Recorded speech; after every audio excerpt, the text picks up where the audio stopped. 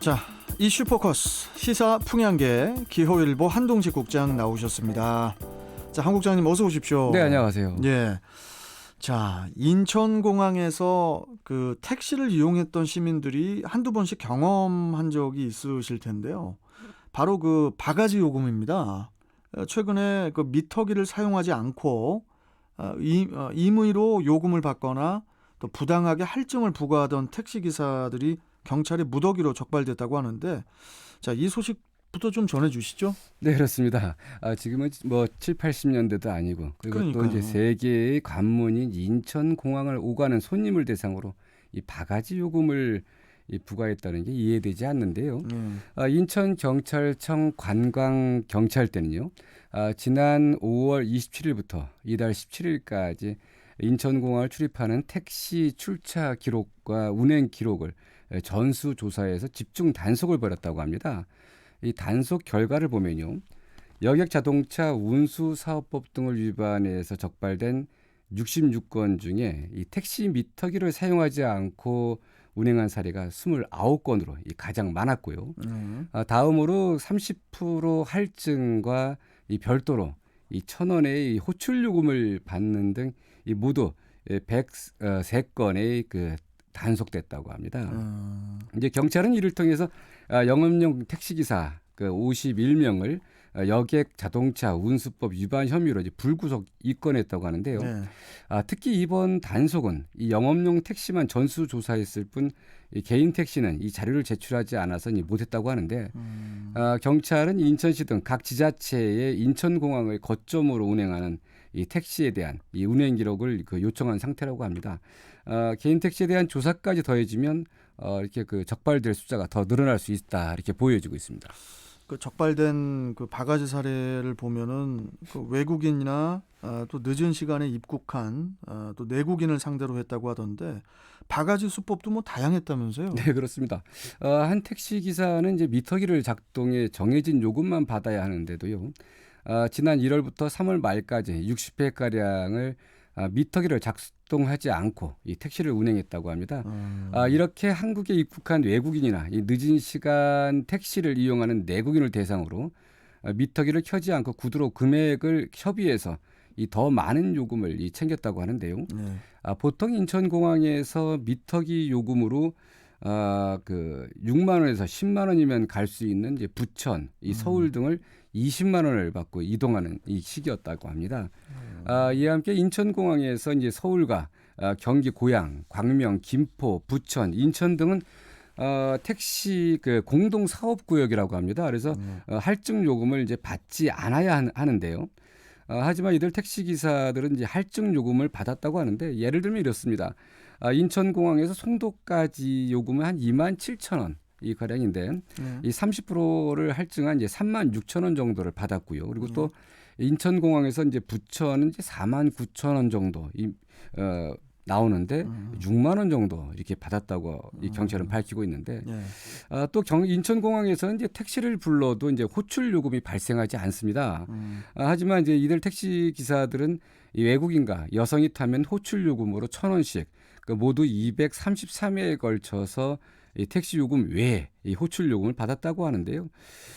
이들 외에도 뭐 그 택시 자격증이나 운행 기록증을 이제 비치하지 않고 운행하다 이제 경찰에 적발되기도 했는데, 이 무엇보다 우리의 얼굴이라고 할 수 있는 인천공항을 운행하는 택시들이 이 바가지 요금으로 외국인들을 맞으면 인천의 이미지, 또 대한민국의 이미지가 좀 얼마나 훼손되겠습니까? 경찰의 적극적인 단속도 중요하지만 이 택시 기사님들의 자정 노력도 필요할 것 같습니다. 이 코로나 이 팬데믹 때문에 공항에 사람도 되게 적은데, 네, 그렇습니다. 그런 상황에서 이런 일까지 있으니까 되게 좀 씁쓸하네요. 네. 자, 또 다음 소식 가보겠습니다.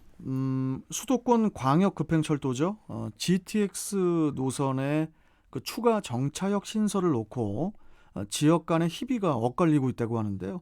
이 소식 좀 자세하게 좀 전해주시죠. 네, 이 GTX 여러분 뭐 잘 아시겠지만 지금 뭐 D까지 지금 나오고 있는데요. 네. GTX는 균형 발전을 통한 집값 안정이라는 이 당초 취지가 무색할 만큼 오히려 지역 내 부동산 시장을 흔드는 이 핵심으로 이 작용하고 있습니다. 네. GTX 이 신호선 이제 얘긴데요. 네, 네. 당초 양주 덕정역에서 수원역까지 74.8km 구간에 그 10개 역을 이 설치하기로 했는데 네. 국토부는 최근 이 해당 노선 민자 사업자 우선 협상 대상자로 현대건설 컨소시엄을 이제 선정했습니다. 예. 그런데 현대건설 컨소시엄은 이제 기존 10개역 외에 인덕원역과 왕십리역 등의 이 추가 신설을 이 제안한 것으로 전해졌는데요. 이를 통해 이제 인덕원역 추가 신설을 요구해온 이제 안양시 등은 이제 호재를 맞았다고 합니다. 이 그 신호선이 정차하게 될 인덕원은 현재 지하철 4호선이 지나는 역으로요. 네. 향후 인덕원 동탄선과 그 얼곶 판교 철도가 이곳을 지나게 되면 모두 4개 노선이 한 점에서 만나게 되는 수도권 남부 지역의 철도 교통에 이 중추적 역할을 할 것으로 이 예상되고 있습니다. 네. 이 신호선은 인덕원에서 승차할 경우 삼성역이 있는 강남까지 15분, 그리고 환승을 통해 강릉까지 90분 정도 이 소요될 것으로 추정되고 있는데요. 이렇게 안양은 그 혜택을 받게 되면서 화색인 반면에 이 추가 정차역 신설 가능성에서 멀어진 이 안산이나 의왕 그리고 동두천시 등의 실망감은 커지고 있다고 합니다. 그렇다면은 추가 그 정차역 신설은 아예 물 건너간 곳으로 봐야 하는 건지, 뭐 그렇더라도 뭐 각 지자체들이 나름대로 방안을 또 준비하고 있다고 들었는데 지금 좀 어떻습니까? 네, 일단은 뭐 이 그 해당 지자체들은 이 그 안전이 끝난 것이 아니라고 좀 보고 있고요. 그래서 좀 적극적으로 이 그 추가 정차역 이 신설 가능성을 두고 이 국토부라든가 이렇게 협의를 진행하겠다는 것인데요. 뭐 당장은 뭐 멀어졌지만 그 희망을 안전히 놓고 있다 이렇게 보이지는 않습니다. 네.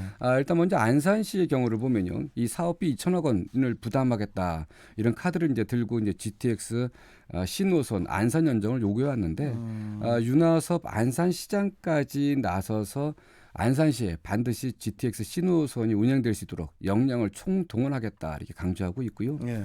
의왕시 역시 이제 아직 노선 확정이 아닌 만큼 국토부나 그 우선 협상 대상자인 그 현대건설 측과 정차역 추가 신설 협의를 계속해 나가겠다 이렇게 그 주장하고 있습니다. 그리고 또 GTX 신호선 종점을 이 동두천역으로 이 연장해 줄 것을 요구하고 있는 동두천시는 이 범시민 이 서명 운동을 전개하기로 했다고 하는데 수도권 어디 가나 이 GTX 때문에 시끄러운데 이게 참 어떻든 뭐 철도역 신설이 지역 발전과 직결되는 만큼 뭐 이렇게 그 놓칠 수 있는 그런 적이는 아니죠. 지금 GTX 그 C 노선하고 D 노선이 되게 좀 다른 노선보다 더 뜨거운 것 같기도 하고. 예, 뜨겁습니다. 예. 네, 지금 어떻게 이쪽 D 노선 쪽은 Y자는 뭐 물 건너 갔다 뭐 이런 얘기도 있는데.